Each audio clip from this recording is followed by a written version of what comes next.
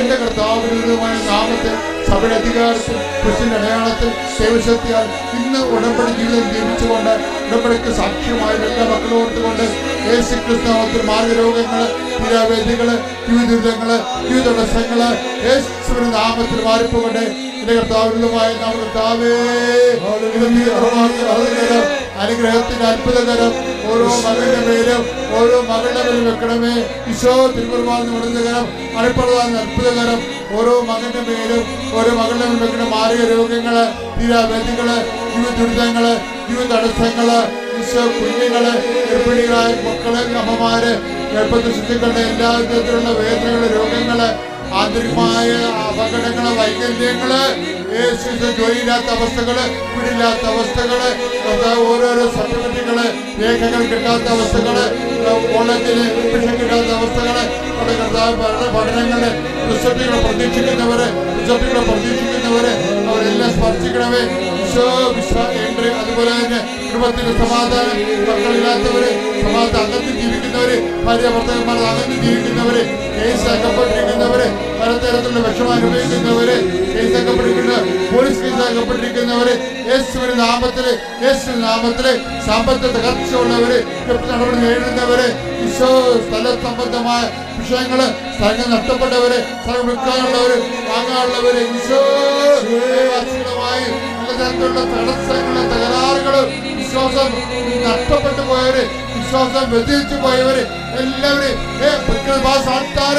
ജീവനോടെ പ്രത്യക്ഷപ്പെട്ട പരിശുദ്ധ അമ്മയുടെ മാധ്യസ്ഥത്തില് യേശുവിന്റെ ദിവ്യകാരണത്തിന് സത്യം രോഗങ്ങള്, തീരവേദികള്, ജീവിതങ്ങള്, ജീവിതടസ്സങ്ങള് യേശുവിന്റെ നാമത്തിൽ മാറിപ്പോകട്ടെ.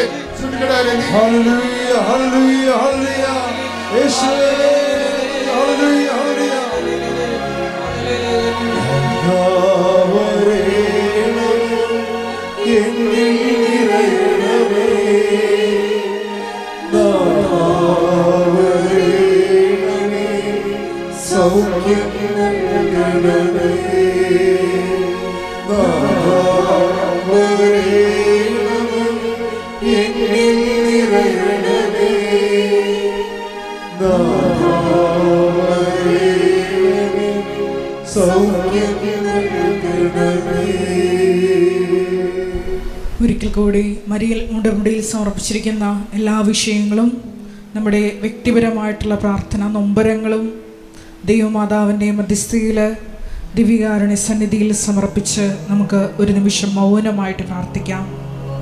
നമ്മുടെ വിഷമങ്ങൾ കണ്ടറിഞ്ഞ് നമ്മളോടൊത്ത് സഞ്ചരിക്കാൻ ദൈവമാതാവിനെ തന്ന ദൈവപിതാവിൻ്റെ സ്നേഹത്തിന് നമുക്ക് ഹൃദയത്തിൽ നന്ദി പറയാം. ഉടമ്പടി എന്നത് നിത്യതയോളം നിലനിൽക്കുന്ന ഒരു ജീവിത നടപടിയാണെന്ന് തിരുവചനത്തിലൂടെ നമ്മൾ കേൾക്കുകയായിരുന്നു. ശിവേ, നിലനിൽക്കുന്ന ഫലം പുറപ്പെടുവിക്കുവാൻ നിത്യമായി നിന്നോട് ഉടമ്പടിയോട് ചേർന്ന് മുന്നേറുവാൻ ഈ ആരാധനയിലൂടെ ഞങ്ങളെ പ്രത്യേകമായിട്ട് അഭിഷേകം ചെയ്യണമേ എന്ന് പ്രാർത്ഥിച്ചുകൊണ്ട് ശിരസ്സ് നമിച്ച് നമുക്ക് ദിവ്യകാരുണ്യനാഥൻ്റെ ആശീർവാദം സ്വീകരിക്കാം.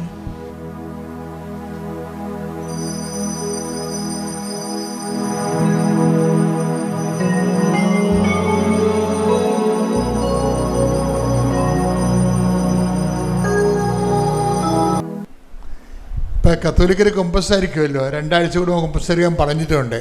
കുമ്പസാരിക്കുമ്പോൾ അത് കുഴിയാഴ്ച കുമ്പസാരമല്ല കേട്ടോ, നോൻപ് കുമ്പസാരവും അല്ല.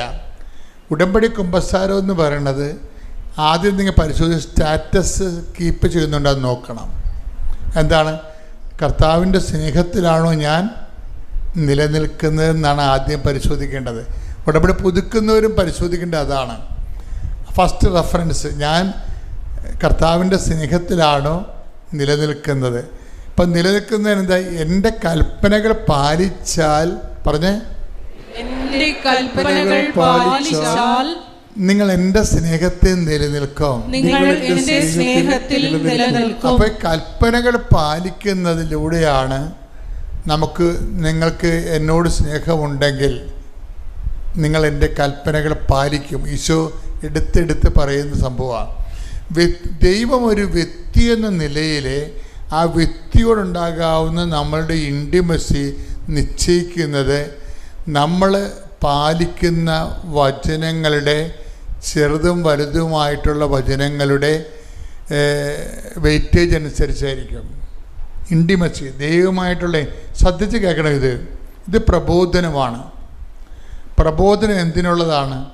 നിങ്ങൾക്ക് പ്രബോധനം കൊടുക്കാനുള്ളതാണ്. 2 തരം വിളമ്പലാണ് ആൾക്കാരിൽ നിന്ന് കിട്ടുന്നത്. പാല് കിട്ടും ശിശുക്കൾക്കാ. പാല് കഴിഞ്ഞാൽ പിന്നെ കിട്ടണത് എന്താ? പ്രബോധനമാണ്. അപ്പോൾ ചിലർക്ക് പ്രബോധനമാകുമ്പോൾ അയ്യോ ഇത് പ്രബോധനമാണല്ലോ എന്ന് പറയുമ്പോൾ അതല്ല, അത് പുതുക്കിയ ദൈവത്തെ വളർന്ന ദൈവത്തിന് വേണ്ടി ജീവിക്കുന്ന ആൾക്കാർക്ക് വേണ്ടിയാണ് ഈ പ്രബോധനം കിട്ടുന്നത്. കാര്യം പാലും പ്രബോധനവും, ലളിതമായ ആഹാരവും ഗുരുത്വമുള്ള ആഹാരവും രണ്ടും രണ്ടാണ്. ഇപ്പം നിങ്ങൾക്ക് നൽകിക്കൊണ്ടിരിക്കുന്നത് രണ്ടും ഒരുമിച്ചാണ് നൽകിക്കൊണ്ടിരിക്കുന്നത്. പാല് കൊണ്ടിരുത്ത് പ്രബോധനമുണ്ട്. ഈ പ്രബോധനം എപ്പോഴും നമ്മൾ ശ്രദ്ധിക്കണം. പ്രബോധനം മനസ്സിലാക്കി കഴിഞ്ഞാൽ നിങ്ങളെ ഉപദേശവരങ്ങളാണ്. അപ്പോൾ ഒന്നെടുത്ത് ഹെബ്രായർ എടുത്തേ, ഹെബ്രായർ 5:12. ഇതിനകം നിങ്ങളെല്ലാവരും പ്രബോധകരാകേണ്ടിയിരുന്നവരാണ്. അതാ സംഭവം. ഈ ഉടമ്പടി വെള്ള ഉടമ്പടിയുണ്ട്, സിൽവർ ഗ്രേ എന്നൊക്കെ പറഞ്ഞില്ലേ, ആ കക്ഷികളെ കുറിച്ചാണ് ഇപ്പോൾ പറയണത്. എന്താണ്? അവർ പ്രബോധകരാകേണ്ടിയിരുന്നവരാണെന്ന്. പക്ഷെ അവർ വയറ്റിപ്പഴുപ്പോട് നടന്ന് പ്രബോധകരായില്ല. അതാണ് ഈ പറയണത്. വളരെ ശ്രദ്ധിക്കേണ്ടതാണ്. ഇതിനകം നിങ്ങളെല്ലാവരും പ്രബോധകർ വെച്ചാൽ മറ്റുള്ളവരെ.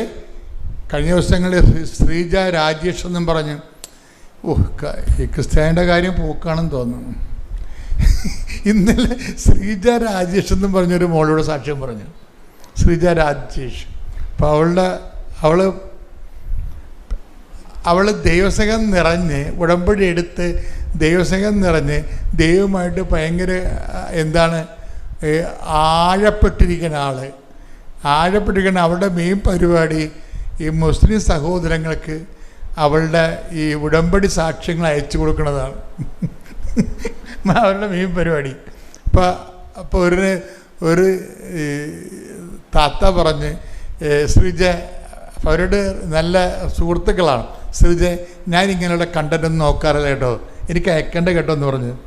അപ്പോൾ ശ്രീജ പറയും, താത്ത ഇത് കുഴപ്പമില്ല, ഇത് എൻ്റെ അനുഭവങ്ങളാണ്, താത്താക്ക് ഈ അനുഭവം വരുമ്പോൾ ഞാൻ ചെയ്യണത് ശരിയാണെന്ന് തോന്നുന്നു പറഞ്ഞു. എന്നാലും അയാൾ അയക്കേണ്ടെന്ന് പറഞ്ഞാൽ പിന്നെ മര്യാദ ഉണ്ടല്ലോ, നമുക്ക് അയച്ചില്ല. പക്ഷെ ഒരാഴ്ച കഴിഞ്ഞപ്പോൾ താത്തയുടെ മകൾക്ക് അസുഖം വന്ന്. അപ്പോൾ താത്ത ഇങ്ങോട്ട് വിളിച്ച് പറഞ്ഞു, ശ്രീജെ ആ കണ്ടന്റ് തിരിച്ചയച്ചെന്ന് പറഞ്ഞു. എല്ലാവർക്കും ക്രിസ്തുവിന് ആവശ്യമുണ്ട്. ശ്രുതികട ഹല്ലേലൂയ, ഹല്ലേലൂയ, ഹല്ലേലൂയ. എല്ലാ മനുഷ്യർക്കും വേണ്ടി ഒരുക്കിയിരിക്കുന്ന രക്ഷ സ്വന്തമാക്കുവാൻ ഈ ആരാധനയിലൂടെ മക്കളെ അഭിഷേകം ചെയ്യണമേ.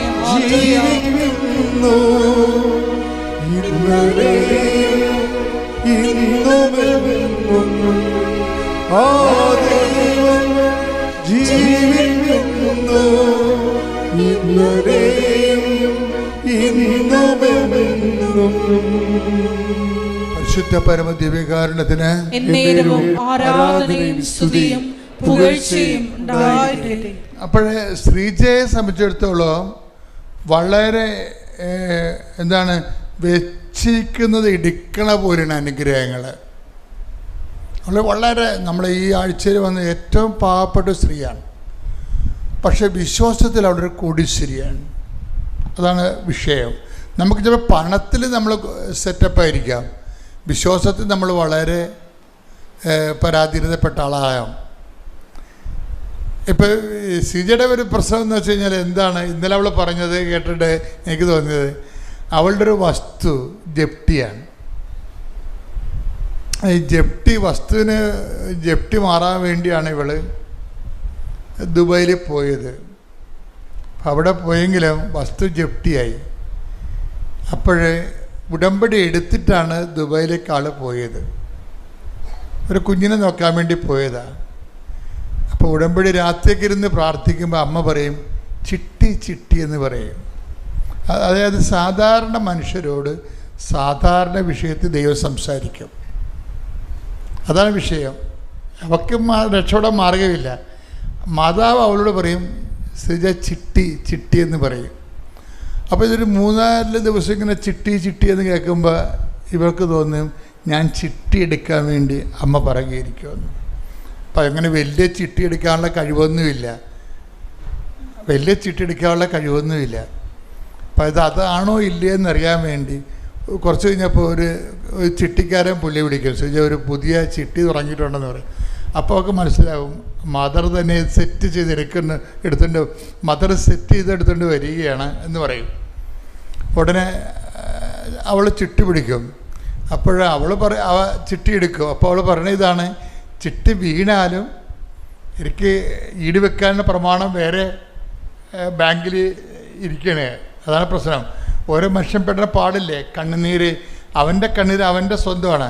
അത് അനുഭവിക്കുമ്പോൾ നമുക്ക് മനസ്സിലാകത്തുള്ളൂ. പക്ഷെ മാതാവിനെല്ലാം മനസ്സിലാവും. കൈയ്യടിയില് സ്തുതിക്കട്ടെ, ഹല്ലേലൂയ ഹല്ലേലൂയ. മഹത്വം മഹത്വം, ആരാധന ആരാധന.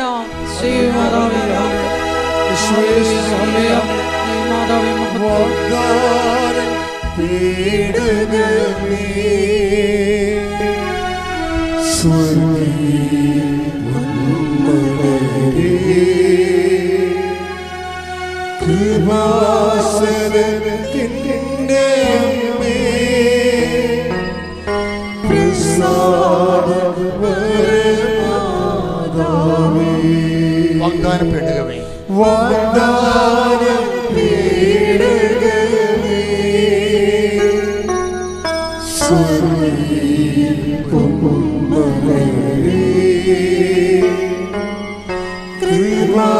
കൃപാസനത്തിൻ്റെ അമ്മേ,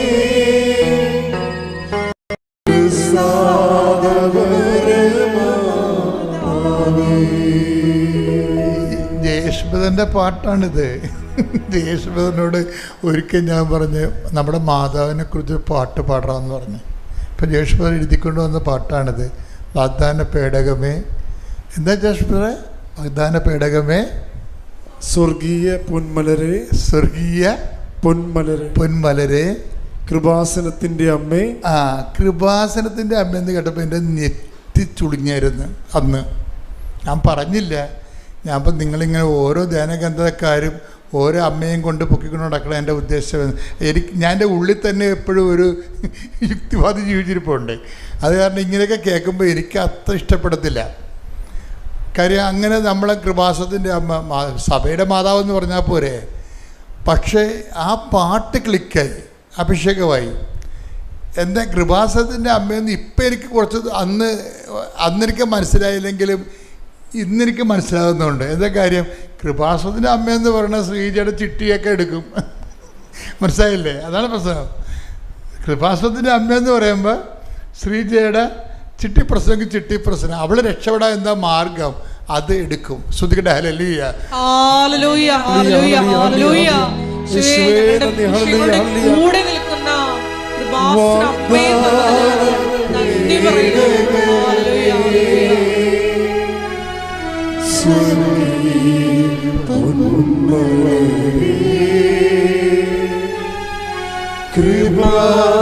കൃപാസനത്തിൻ്റെ അമ്മേ,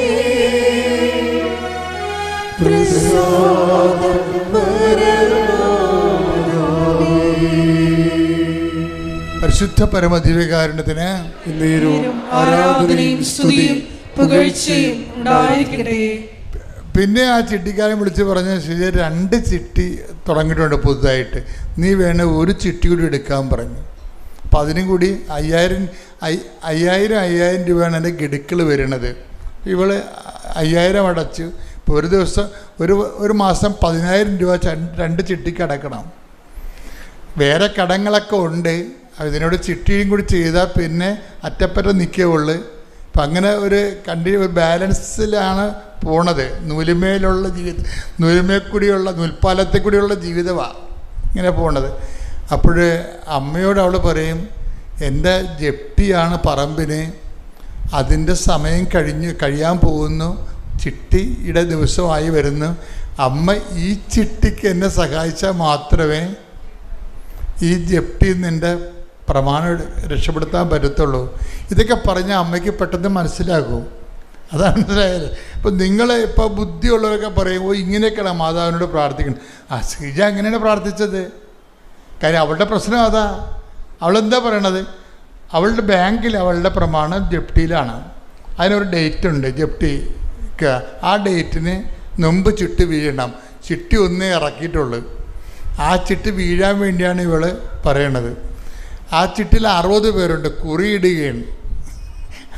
ആ ചിട്ടിക്ക് 60 ആൾക്കാർ ചേർന്നിട്ടുണ്ട് അതിൻ്റെ അകത്ത്.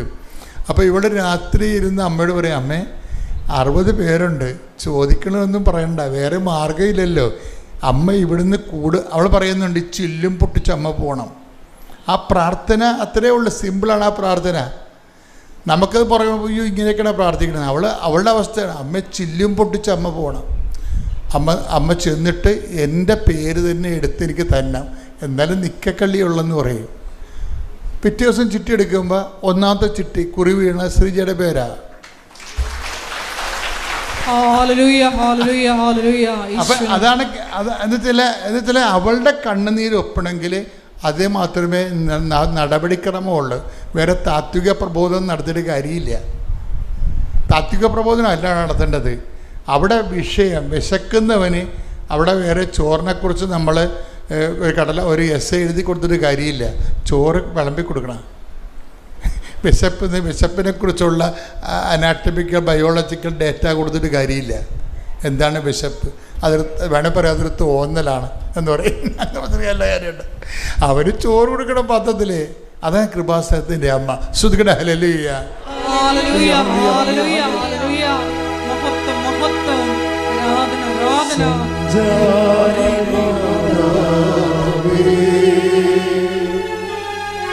കൃപയുടെ കൂടാരമേ,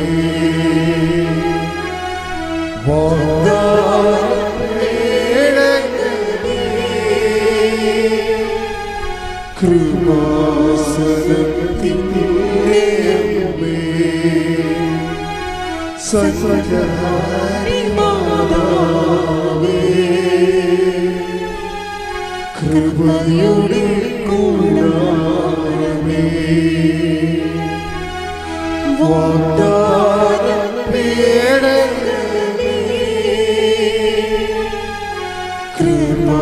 കൃപാസനത്തിൻ്റെ അമ്മേ. കൊച്ചിന് പഠിക്കാൻ വേണ്ടിയിട്ട് ഭയങ്കര പ്രയാസങ്ങളായിരുന്നു. അപ്പോൾ എൻ്റെ ചേച്ചി പറഞ്ഞാണ് ഈ കൃപാസനം ഇങ്ങനെ ഒരു മാതാവ് ഉണ്ടെന്ന് അങ്ങനെ അറിഞ്ഞത്. അപ്പോൾ കൊച്ച് പഠിക്കാൻ വേണ്ടിയിട്ട് ഭയങ്കര ഡിപ്രഷൻ എന്ന് പറഞ്ഞാൽ എനിക്കറിയില്ല, മരിക്കാൻ പോകുന്ന വരെയുള്ള ഒരു സിറ്റുവേഷൻ വീട്ടിലുണ്ടായി. അപ്പോൾ എൻ്റെ ചേച്ചി പറഞ്ഞപ്പോൾ എനിക്കത്ര വിശ്വാസം ഇല്ലായിരുന്നു. പക്ഷെ ഞങ്ങളുടെ വീടിൻ്റെ അടുത്ത് മാതാവ് ഉണ്ട്, പക്ഷെ ഞാൻ അവിടെ പ്രാർത്ഥിച്ചോളാന്നാണ് പറഞ്ഞത്. പക്ഷേ പോകെ ഭയങ്കര പ്രശ്നങ്ങളായിരുന്നു. അപ്പോൾ ശരി, അപ്പോൾ ഞാൻ പറഞ്ഞു ഇവൻ്റെ അടുത്ത് നമുക്ക് ഓൺലൈനിൽ നമുക്ക് ചേച്ചി പറയുന്ന തൊട്ട് നമുക്ക് പ്രാർത്ഥിച്ച് നോക്കാം എന്ന് പറഞ്ഞു. പക്ഷേ അന്ന് പ്രാർത്ഥിച്ച് തുടങ്ങി, അന്ന് വൈകുന്നേരം തന്നെ പ്രാർത്ഥിച്ച് തുടങ്ങി. പക്ഷേ അന്നും ഇവൻ കുറച്ച് നേരം നന്നായിട്ടിരിക്കും, പിന്നെ ഏതെങ്കിലും ഒരു പിള്ളേർ ഫോൺ ചെയ്ത് എന്തെങ്കിലും പറയും, ഉടനെ അവൻ ഡിപ്രഷനാകും. പക്ഷേ ഇവൻ ഫസ്റ്റ് ഇയർ പഠിച്ചിട്ടിരിക്കുമ്പോഴേ എൻ്റെ ഹസ്ബൻഡ് മരിച്ചുപോയി. പക്ഷേ ഇവന് പഠിപ്പ് കണ്ടിന്യൂ ചെയ്യണോ, എന്താ ചെയ്യണം, ഏത് ചെയ്യുന്നതെന്ന് എനിക്കറിയില്ലായിരുന്നു. പിള്ളേരെ വളർക്കണം, എല്ലാ കാര്യങ്ങളും നമുക്ക് നോക്കി ചെയ്യണമായിരുന്നു. അപ്പോൾ എനിക്കും ഭയങ്കര ഡിപ്രഷനായിരുന്നു. ഇവൻ കരയുന്ന കണ്ട് ഒരു ദിവസം വൈകുന്നേരം രാത്രി എനിക്ക് കിടന്നിട്ട് ഉറക്കം വരുന്നില്ല. കൊച്ചിന് എന്ത് ചെയ്യണം, ഇത്ര കഷ്ടപ്പെട്ട് പഠിപ്പിച്ചിട്ട് സർട്ടിഫിക്കറ്റിന് ഒരു പ്രോബ്ലം ആയിപ്പോയല്ലോ ദൈവമേ, എന്താ ചെയ്യണമെന്ന് ഞങ്ങൾക്ക് അറിയില്ല. മാതാവ് എന്തെങ്കിലും ഒരു വഴി കാണിച്ചു തരണേ എന്ന് പറഞ്ഞുകൊണ്ട് ഞാൻ പ്രാർത്ഥിച്ചു. അന്ന് 3 മണിയായപ്പോൾ ഞാൻ പെട്ടെന്ന് വന്നിരുന്നു, അലറി കരഞ്ഞു. മാതാവിൻ്റെ അടുത്ത് യേശപ്പായുടെ അടുത്ത് മുട്ടിയിട്ട് കരഞ്ഞു. ഞാൻ എന്താ ചെയ്യണം എനിക്കറിയില്ല, എനിക്ക് എന്തെങ്കിലും ഒരു ഫോം വഴി കാണിച്ചു തരണേ, കൊച്ചിന് സർട്ടിഫിക്കറ്റ് എങ്ങനെയെങ്കിലും കിട്ടണേ ദൈവമേ എന്ന് പറഞ്ഞ് പ്രാർത്ഥിച്ചു. അപ്പോൾ എൻ്റെ കരച്ചിൽ കേട്ട് അപ്പോഴാണ് കിടന്ന കൊച്ചും എണീറ്റ് വന്നു, എൻ്റെ കൂടെ വന്ന് ഇരുന്ന് കരഞ്ഞ് പ്രാർത്ഥിച്ചു. ഞങ്ങൾ രണ്ടുപേരെ അലറി കരഞ്ഞ് പ്രാർത്ഥിച്ചു. അത് കഴിഞ്ഞപ്പോൾ പിന്നെ ഒരു ഫോൺ കോൾ വന്നു, കുഴപ്പമില്ല, നിങ്ങൾക്ക് സർട്ടിഫിക്കറ്റ് കിട്ടുമെന്നാണ് പറയണത് എന്ന് പറഞ്ഞ് ചെറിയൊരു ന്യൂസ് വന്നു. അപ്പം തന്നെ ഒരു പകുതി ആശ്വാസമായി. പിന്നെ ഞങ്ങൾ പ്രാർത്ഥിച്ചു തുടങ്ങി. പിന്നെ പ്രാർത്ഥിച്ച് കുറച്ച് ദിവസം കഴിഞ്ഞപ്പോഴത്തേക്ക് ഓരോ നല്ല നല്ല സംഭവങ്ങൾ നടക്കാൻ തുടങ്ങി. അപ്പം തന്നെ ഞങ്ങൾ പറഞ്ഞു, അപ്പോൾ എൻ്റെ ചേച്ചി പറഞ്ഞു, നിങ്ങൾ വൈകരുത്, കൃപാസനത്തിൽ വന്ന് ഉടമ്പടി എടുക്കുമെന്ന് പറഞ്ഞു. പിന്നെ ഞാനും കൊച്ചും പിള്ളേരും രണ്ടുപേരും, ഒരു മകനും ഒരു മകളുമാണ്, ഞങ്ങൾ 3 പേര് വന്നു. ഇവിടെ വന്ന് ഉടമ്പടി ഡിസംബർ 22ാമത് വർഷം ഡിസംബർ മാസം വന്ന് ഇവിടെ ഉടമ്പടി എടുത്തു. അത് കഴിഞ്ഞ് ഞങ്ങൾക്ക് നല്ല നല്ല കാര്യങ്ങൾ, ഒത്തിരിയേറെ കാര്യങ്ങൾ നടന്നു. പിന്നെ കൊച്ചിന് എല്ലാ പരീക്ഷയിലും നല്ല മാർക്ക് കിട്ടി, പാസ്സായി, ഗ്രാജുവേഷനായി. ഓരോ കാര്യങ്ങളും അവന് പേടിച്ച് ഓരോ സ്ഥലങ്ങളിൽ പോകുമ്പോഴും അമ്മ വന്ന് നിന്ന് എല്ലാ കാര്യങ്ങളും നടത്തുന്ന പോലെ അവനൊരു അനുഭവങ്ങൾ കുറേ ഉണ്ടായിട്ടുണ്ട്. പിന്നെ ഇന്ന് ഇവിടെ സാക്ഷ്യം പറയാൻ വന്നത് തന്നെ എക്സാമിൽ എഴുതാൻ പറ്റില്ല എന്ന് പറഞ്ഞ എക്സാം എഴുതി നല്ല മാർക്കോടെ കൊച്ച് പാസ്സായി. അതിൻ്റെ നന്ദി പറയാനായിട്ടാണ് ഇവിടെ വന്നത്. പിന്നെ ഞങ്ങളുടെ വീട്ടിൽ ഞങ്ങളൊരു വീട് കെട്ടി വാടകയ്ക്ക് കൊടുത്തിട്ടുണ്ട്. അവിടെ ഭയങ്കര വെള്ളത്തിൻ്റെ പ്രശ്നമാണ്. 3 ബോർ, എൻ്റെ ഹസ്ബൻഡ് ഇരിക്കുമ്പോഴേ 3 ബോർവെൽ ഇട്ടു. പക്ഷേ ഒരു ബോർവെൽ ഫെയിലായി, 2 ബോർവെൽ ശകലം വെള്ളം ഉണ്ടായിരുന്നുള്ളൂ. പക്ഷെ അത് വെച്ച് അഡ്ജസ്റ്റ് ചെയ്തുകൊണ്ടിരുന്നു. പെട്ടെന്ന് ബോർവെല്ലിലുള്ള വെള്ളം ഇല്ലാതായി. എന്ത് ചെയ്യാനോ, എല്ലാവരും വഴക്ക്, എന്ത് ചെയ്യണമെന്ന് അറിയാൻ പാടാത്തൊരവസ്ഥ.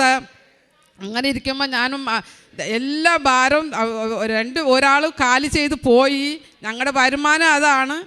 എന്നിട്ട് ഞാൻ പിന്നെ മാതാവിൻ്റെ അടുത്ത് പറഞ്ഞു, മാതാവിൻ്റെ അടുത്ത് എല്ലാ ഭാരവും മാതാവിൻ്റെ കരത്തിൽ ഏൽപ്പിച്ചിട്ട്, ശരി ഒരു സ്ഥാനം കണ്ട് നമുക്ക് ബോർവെല്ലിൽ ഇടാമെന്ന് പറഞ്ഞു. സ്ഥാനം കണ്ടു. അപ്പം തുടങ്ങി ഞാൻ ഇവിടുത്തെ ഉപ്പ് അവിടെ വിതറി ഞാൻ പ്രാർത്ഥിക്കുന്നുണ്ടായിരുന്നു. അവിടെ മൊത്തം പാറയാണ്, ഞങ്ങൾക്ക് വെള്ളം കിട്ടത്തില്ല.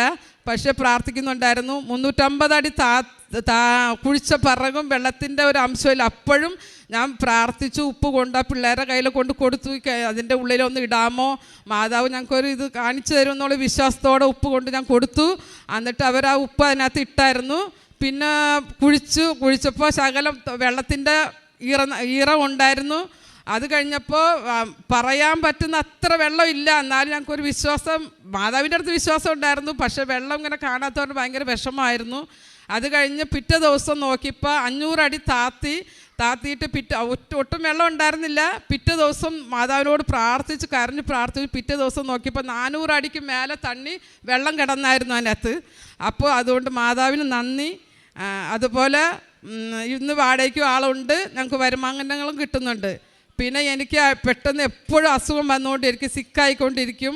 ശരീരം വേദന, മസിൽ വേദന എല്ലാമായിട്ട് ഞാൻ എപ്പോഴും സിക്കാകും. അപ്പോൾ എല്ലാം അമ്മയുടെ ഉപ്പ് പ്രാർത്ഥിച്ച് കഞ്ഞിവെള്ളത്തിലിട്ട് കുടിക്കും.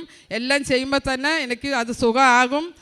ഇപ്പോൾ പരിപൂർണ സുഖമായി. എനിക്ക് വളരെയേറെ അനുഭവങ്ങൾ അമ്മ തന്നിട്ടുണ്ട്, ഇനി തന്നുകൊണ്ടേ ഇരിക്കുന്നുണ്ട്. തരുന്ന വിശ്വാസത്തോടെ ഞങ്ങൾക്ക് വേണ്ടി എല്ലാവരും പ്രാർത്ഥിക്കണം. പിള്ളേരുടെ പഠിപ്പിന് വേണ്ടി എല്ലാവരും പ്രാർത്ഥിക്കണം. അമ്മ മാതാവ് ചെയ്ത സകല അനുഗ്രഹങ്ങൾക്കും കൃപകൾക്കും നന്ദി, കോടാനുകോടി നന്ദി ദൈവമേ മാതാവ്. യേശുവേ നന്ദി, യേശുവേ സ്തോത്രം.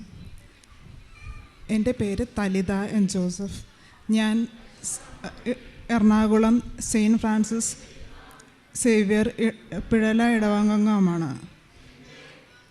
ഞാനിവിടെ 2019 ആദ്യമായിട്ട് വന്ന് ഉടമ്പടി എടുത്തത്. അന്ന് മെയിനായിട്ട് ഞാൻ വെച്ച കാര്യം എൻ്റെ ജോലി തന്നെയായിരുന്നു. ഞാൻ ജോലിക്ക് വേണ്ടി ഒരുപാട് ശ്രമിച്ചിട്ടുണ്ടെങ്കിലും എനിക്കൊന്നും ക്ലിയറായി കിട്ടുന്നുണ്ടായിരുന്നില്ല. ഞാൻ 2019 ഉടമ്പടി എടുത്തെങ്കിലും അതിൽ പ്രേക്ഷിത പ്രവർത്തനം അങ്ങനെ കാരുണ്യ പ്രവർത്തികളൊന്നും അധികം ചെയ്തിട്ടുണ്ടായിരുന്നില്ല. ഞാൻ ആ പ്രയർ ചൊല്ലുമെന്ന് മാത്രമേ ഉണ്ടായിരുന്നുള്ളൂ. അത് കഴിഞ്ഞ് 2020 കോവിഡൊക്കെ ആയിക്കഴിഞ്ഞപ്പോഴത്തേക്കും എനിക്ക് ഉടമ്പടി ബ്രേക്ക് ആയിപ്പോയി. പക്ഷെ അപ്പോഴും ഞാൻ അച്ഛൻ്റെ ടോക്സ് കേൾക്കുമായിരുന്നു. അപ്പോൾ അച്ഛൻ പറയുന്നത് കേട്ടിട്ടുണ്ട്, ഇത് ചൊല്ലുന്ന ഒരു പ്രാർത്ഥനയല്ല, ചെയ്യുന്ന ഒരു പ്രാർത്ഥനയാണെന്ന് പറയുന്നത്. അപ്പോൾ എനിക്ക് സ്ട്രൈക്ക് ആയിട്ടുണ്ടായിരുന്നു. അത് കഴിഞ്ഞ് 2022 ആയപ്പോഴത്തേക്ക് ഞാൻ വീണ്ടും ഇവിടെ വന്ന് ഉടമ്പടി പുതുക്കുകയായിരുന്നു. ആ സമയം മുതൽ ഏറ്റവും വിശ്വാസമായിട്ടുള്ള രീതിയിൽ ഞാൻ എല്ലാ കാര്യങ്ങളും ഉടമ്പടിയിലെ എല്ലാ കാര്യങ്ങളും ചെയ്യാൻ തുടങ്ങിയായിരുന്നു. ആ സമയത്ത് ഇപ്പം പത്രം വിതരണ സമയത്താണെങ്കിൽ തന്നെ ഞാൻ തുടങ്ങുന്നതിന് മുമ്പ് വിശ്വാസ പ്രമാണമൊക്കെ ചൊല്ലി പ്രാർത്ഥിച്ച് ആണത് ഓരോരുത്തർക്ക് കൊടുത്തുകൊണ്ടിരുന്നത് വെച്ചത്. അപ്പം കൊടുക്കുമ്പോൾ തന്നെ പറ്റുന്നവരോടൊക്കെ എനിക്ക് അറിയാവുന്ന കാര്യങ്ങളെല്ലാം മാതാവിനെ പറ്റി പറയുമായിരുന്നു. അതുപോലെ തന്നെ ആഴ്ചയിലുള്ള കാരുണ്യപ്രവർത്തികൾ ഞാൻ ഒരുമാതിരി മുടക്കം വരാതെയൊക്കെ ചെയ്യുമായിരുന്നു. അങ്ങനെ ഒരു തവണ അച്ഛൻ്റെ അടുത്ത് മെസ്സേജ് എടുക്കാൻ വേണ്ടി ഞാനിവിടെ വന്നു. അപ്പം ഞാൻ എഴുതിക്കൊണ്ടിരിക്കുന്ന എക്സാം ബാങ്കിൻ്റെ എക്സാമായിരുന്നു. ഞാനതിന് കോച്ചിങ്ങിനൊക്കെ പോയി ഞാനത് ഒരുപാട് ടെസ്റ്റ് ചെയ്യുന്നുണ്ടായിരുന്നു. പക്ഷെ ഒന്നും എനിക്ക് ക്ലിയർ ആവുന്നുണ്ടായിരുന്നില്ല. അപ്പം അച്ഛൻ്റെ അടുത്ത് ഞാൻ ആ കാര്യം പറഞ്ഞപ്പോൾ അച്ഛൻ മെസ്സേജ് എടുത്തിട്ട് അച്ഛൻ പറഞ്ഞത് 6 കാണിക്കുന്നത്, ബാങ്ക് അല്ല കാണിക്കുന്നത്. പണ്ട് നീ എന്താ ചെയ്തിരുന്നത് അത് പിന്നെയും ചെയ്യാനാണ് മാതാവ് പറയുന്നതെന്ന് പറഞ്ഞു. അപ്പം ഞാൻ ശരിക്കും ഒരു BTech ഗ്രാജുവേറ്റാണ്. 2014 ഞാൻ പാസ് ഔട്ടായതാണ്. ആ സമയത്ത് തന്നെയായിരുന്നു എൻ്റെ കല്യാണവും. ആ വർഷം തന്നെ. അത് കഴിഞ്ഞൊരു മോനായി. അപ്പോൾ എനിക്ക് ജോലിക്ക് പോകാനൊന്നും ആ സമയത്ത് കഴിഞ്ഞില്ല.